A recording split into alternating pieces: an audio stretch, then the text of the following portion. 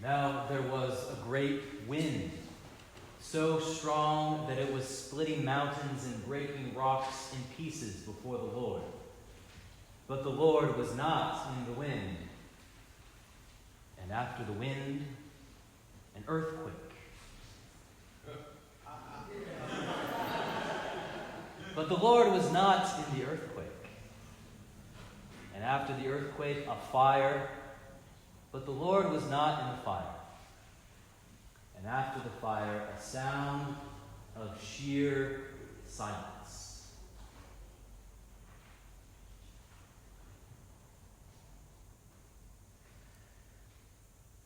This last week, Paul Gossard and I helped lead worship for the Pathways Youth Pilgrimage, a diocesan program that focuses on equipping young people to be agents of truth and peace and reconciliation.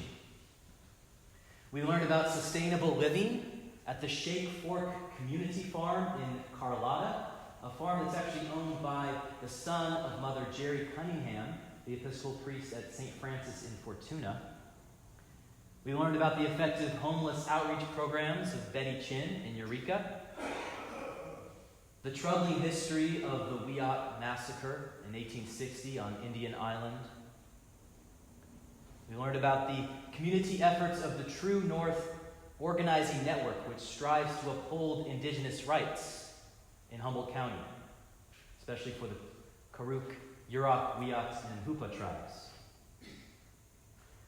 The young people experienced Humboldt County not as tourists, but as pilgrims.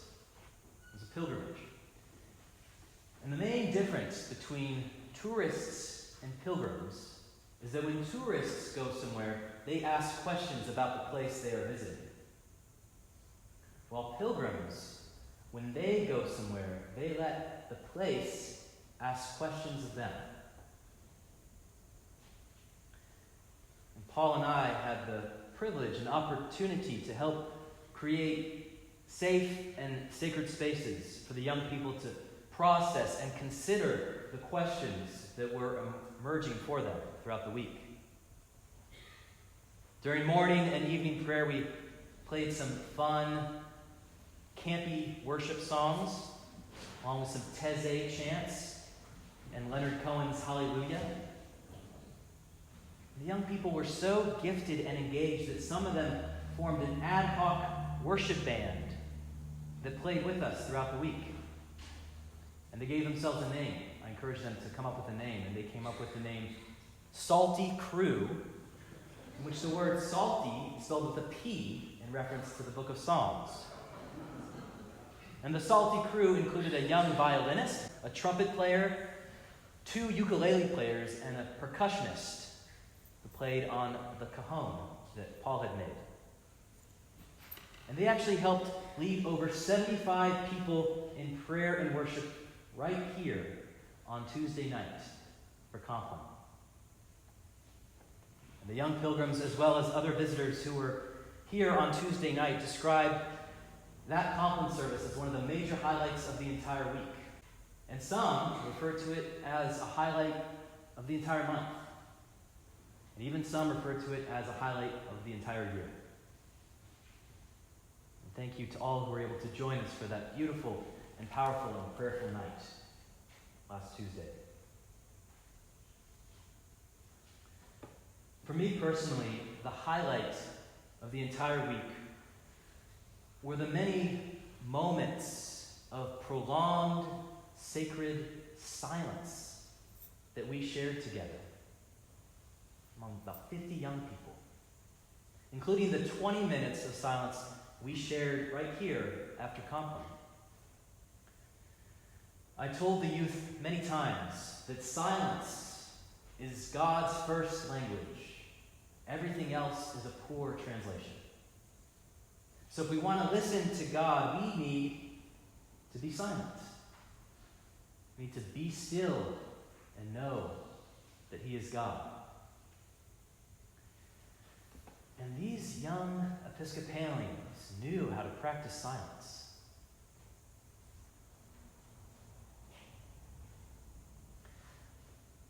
I have been involved involved in youth ministry in one way or another for about a decade and a half now. And I'll confess that I find much of it pretty exhausting. What I find most exhausting about youth ministry is the church's attempts to make worship and prayer cool and flashy and slick and trendy. This is not just youth groups. I've been to way too many youth groups and church services in which the praise team performs like a rock band, making worship almost indistinguishable from a pop show. Now, some mega churches, maybe Saddleback Church, can actually pull this off pretty well. But this is generally not the strength of the Episcopal Church.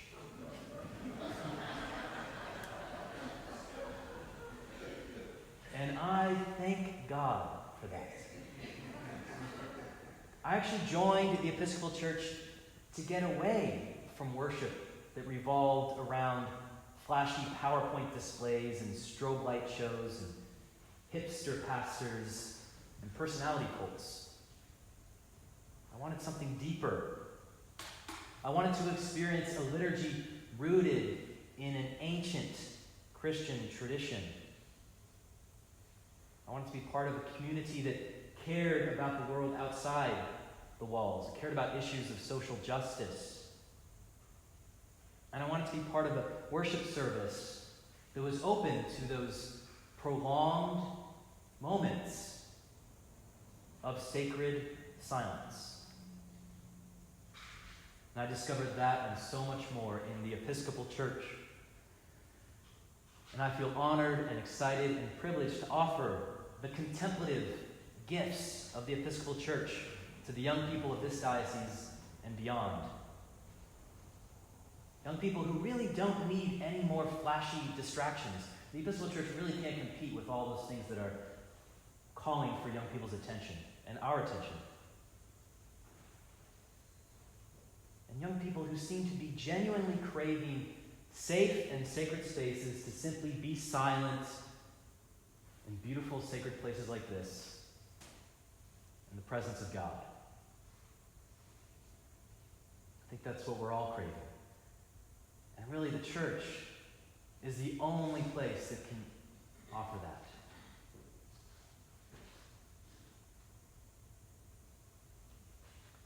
In our reading from 1 Kings, the great Hebrew prophet Elijah has just come down from a kind of mega church mountaintop experience. In the previous chapter, he had just challenged 450 prophets of Baal to a great cosmic showdown between their God and his. Elijah sets up this contest. He sets up a wooden altar and said to the prophets, "You call on your God and I'll call on mine. The true God will be the one who answers by sending fire upon this wooden altar." And the pagan prophets called on their God all day to no avail. But Elijah drenched the altar with water several times just to rub it in their face when he called on his God, who instantly sent a mighty fire down from heaven that burned everything to a crisp. The humiliated pagan prophets suffered what the young people today call an epic fail. They were humiliated. And Elijah, who is so high on his victory and so full of zeal and apparent rage, responded to this victory by violently slaughtering all 450 of the pagan prophets. That is why our reading today, if you notice, begins with the line, Ahab told Jezebel all that Elijah had done and how he had killed all the prophets with the sword. 450 prophets. He committed genocide. And after slaughtering these prophets, Elijah becomes deeply depressed, as we read about in our reading today, asking God to take away his life. He's becoming suicidal. Bishop N.T. Wright says in reference to Elijah's depression here, if your weapon in God's service has been destructive anger, don't be surprised if when things get tough, it turns back on yourself.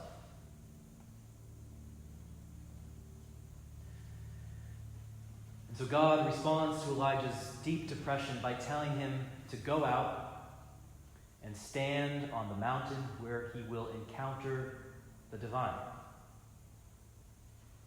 And first, there is this great stone-shattering gust of wind, but God is not in the wind. Then there is an earthquake, perhaps like the one we had last night, or the few we had last night. But God is not in the earthquake. Then there is a fire, perhaps like the fire from heaven that had just humiliated the pagan prophets. But God is not in that fire. And then there is a sound of sheer silence, or what other translations call a gentle, soft whisper, or a still, small voice. And this is where God appears to be present, in the silence. I wonder if this is God's attempt to teach Elijah to avoid confusing the divine with whatever seems to be most flashy and loud and trendy and sensational. I wonder if this is God's way of saying to Elijah, don't get too excited and too attached to the mighty fire that I can indeed send down from heaven and the great power that I can display. I want you to hear me in the silence. I want you to listen to my still small voice.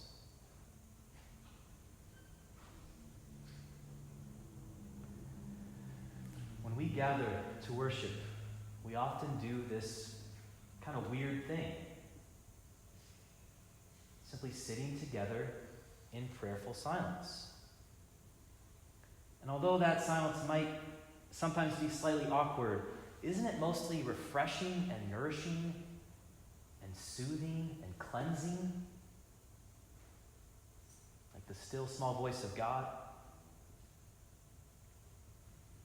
I really do believe that young people and everyone is craving this kind of prayer and worship today.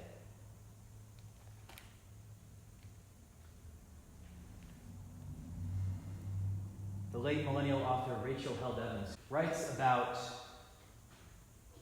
the questions regarding how do we bring more young people, especially millennials, to church.